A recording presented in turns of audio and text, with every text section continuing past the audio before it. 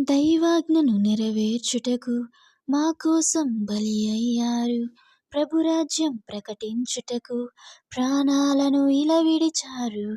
మా ఆత్మను రక్షించుటకు హతసాక్షులు మీరయ్యారు.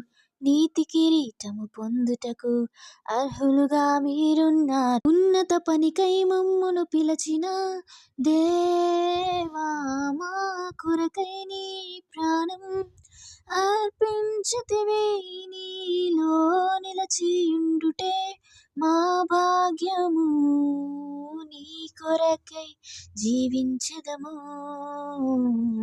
సేవకులారా, సువార్తికులారా, యేసయ్య కోరుకున్న శ్రామికులారా, సేవకులారా, సువార్తికులారా, మీ మాదిరికై వందనము.